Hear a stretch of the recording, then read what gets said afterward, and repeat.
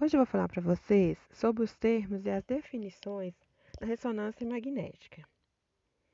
A ressonância magnética, ela é um dos exames de alta complexidade, sendo que ele é um exame que nós não utilizamos radiações ionizantes para a produção da imagem. E sim, nós utilizamos campos magnéticos e pulsos de radiofrequência. O equipamento de ressonância, ele é um grande ímã que o paciente, ao ser posicionado neste grande ímã, será realizado cortes, né? Esses cortes eles são realizados de acordo com os planos horizontal, vertical, e assim esses planos definirão os cortes que serão realizados na ressonância magnética, que são os cortes coronais, axiais e sagital. Aqui eu tenho uma imagem mostrando, uma figura mostrando o equipamento de ressonância magnética. Nós temos, né, o magneto, que é onde que temos onde que o paciente será inserido na hora do exame. Temos a mesa de posicionamento. A mesa de posicionamento é onde que nós iremos posicionarmos o nosso paciente para a realização do exame. Do lado do equipamento, nós temos aqui um esquema mostrando como que é este equipamento por dentro, né? Então, nós temos aqui, ó, o paciente sendo posicionado. Quando o paciente é posicionado, ele será inserido dentro deste magneto, aonde que nós temos o campo magnético. Quais são as principais aplicações da ressonância magnética? A ressonância magnética, ela pode ser, né, quando eu falo aplicações, são os principais exames que são realizados. Então, esses principais exames, eles são realizados para qual fim, para qual objetivo? Então, eles são realizados para pesquisa e análise de doenças neurológicas, ortopédicas, exames realizados para a parte abdominais, cervicais e cardíaca. Ou seja, a ressonância magnética ela tem uma ampla, né, modalidade de exames que pode ser realizada. Isso por causa da definição anatômica que a ressonância permite com a sua imagem. O exame também pode diagnosticar câncer, infarto, fraturas e até infecções.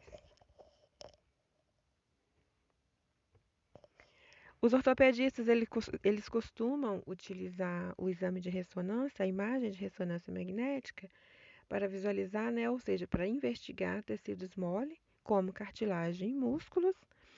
Isto, eles pedem esse exame com muita frequência, porque a ressonância ela é um exame que ela consegue visualizar com altos detalhes anatômicos partes mole da parte que está sendo estudada.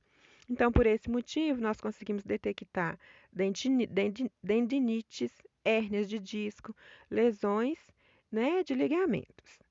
Também ela é muito comum ser pedida pelos neurologistas, que solicitam para melhor visualização de problemas como Alzheimer, atrofias, lesões, né, nos vasos sanguíneos. Aqui eu tenho uma imagem mostrando as etapas do exame, como que é feito o exame. O paciente deve ser, né, posicionado, deve pedir o paciente para retirar qualquer objeto de metal, brinco, botão, zíper, qualquer objeto de metal. Tem que pedir o paciente para retirar esses objetos. Depois o paciente será, né, colocado, ele será deitado em uma mesa de exame e a parte do corpo a ser estudada, ela vai ser coberta por um aparelho chamado de bobina. Essas bobinas, elas vão potencializar o efeito do campo magnético e assim melhorar a qualidade da imagem deste exame.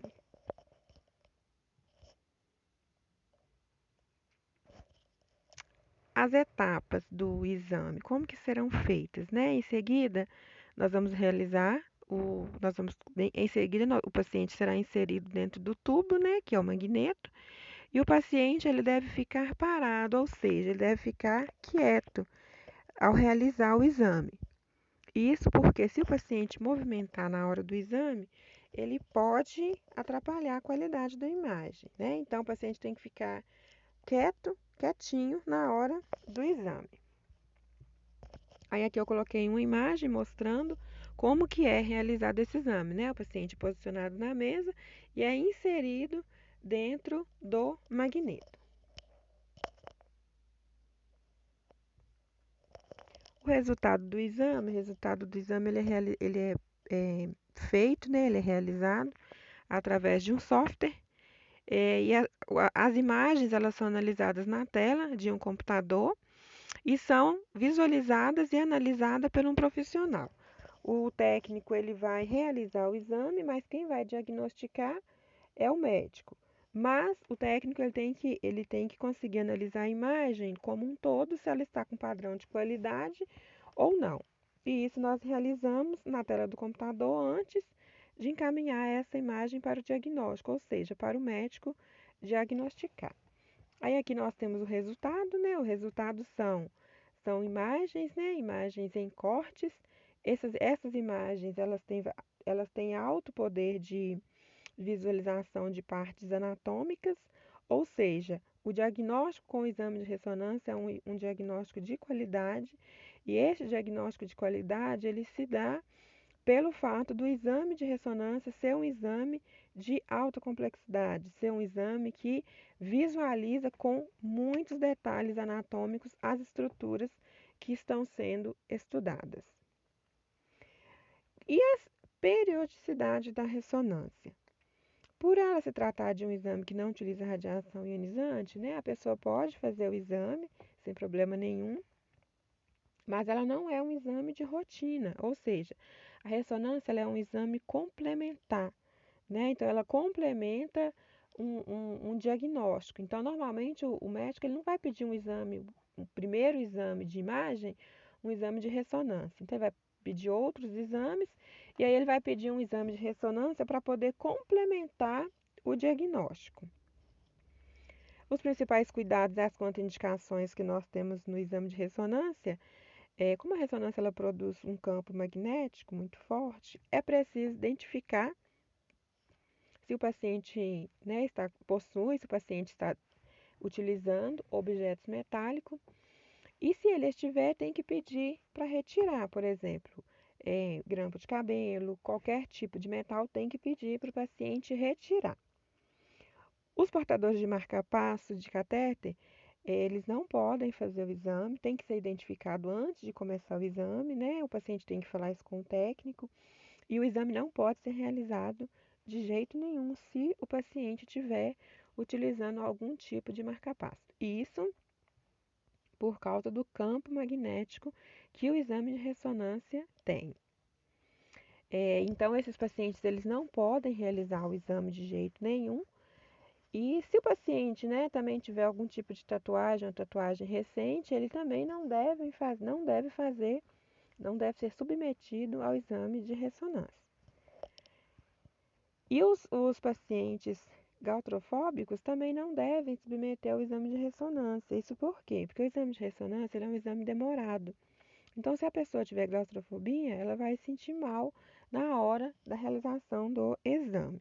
E também o paciente ele tem que conseguir ficar quieto, ele tem que ficar sem movimentar na hora que está sendo feito o exame. Então, na hora que está sendo feito o exame, é interessante que o paciente não se movimente, né? Então, tudo isso tem que ser passado para o paciente antes de iniciar o exame. É muito importante a entrevista com o paciente, mostrar para o paciente, conversar com o paciente antes de iniciar o exame, para que o paciente não tenha dúvida nenhuma. E em alguns casos é interessante que o paciente seja sedado, mas essa sedação, o médico que vai avaliar se é importante ou não, e então ela só será feita se realmente o médico realmente ver a necessidade. Então, o exame de ressonância ele é um exame muito bom, ele tem uma alta qualidade. Os detalhes anatômicos no exame de ressonância, os detalhes anatômicos são excelentes.